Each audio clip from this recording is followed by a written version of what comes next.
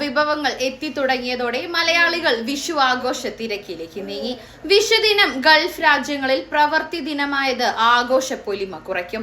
മലയാളികളുടെ മേൽനോട്ടത്തിലുള്ള കമ്പനിയിൽ ജോലി ചെയ്യുന്നവർക്ക് അവധി ലഭിക്കുമെങ്കിലും ബാക്കിയുള്ളവർക്ക് വിഷു പ്രവൃത്തി ദിവസമായിരിക്കും. അതിനാൽ മലയാളികളിൽ പലരും വിഷുദിനത്തിൽ ജോലി ചെയ്യേണ്ടി വരും. കുടുംബമായി കഴിയുന്നവർ കുടുംബത്തോടൊപ്പവും ഒറ്റയ്ക്ക് താമസിക്കുന്നവർ കൂട്ടായി ചേർന്നും ആഘോഷങ്ങൾ നടത്തും. വിഷുവിന്റെ പ്രധാന ചടങ്ങാണ് വിഷുക്കണി.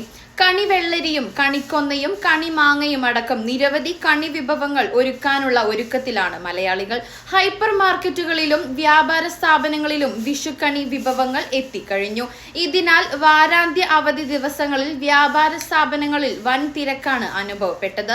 കണിവെള്ളരി, കണിമാങ്ങ, തേങ്ങ, മറ്റു കണിക്കാവശ്യമായ പച്ചക്കറി വിഭവങ്ങൾ എന്നിവ എത്തിക്കഴിഞ്ഞു. എന്നാൽ ശനി, ഞായർ ദിവസങ്ങളിലായാണ് കണിക്കൊന്ന നാട്ടിൽ നിന്ന് എത്തുക.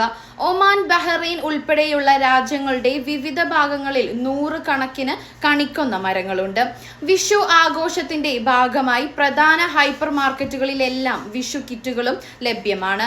വിവിധ പച്ചക്കറികൾ അടങ്ങിയ കിറ്റുകൾക്ക് 1 റിയാലിൽ താഴെയാണ് പല സ്ഥാപനങ്ങളും ഈടാക്കുന്നത്.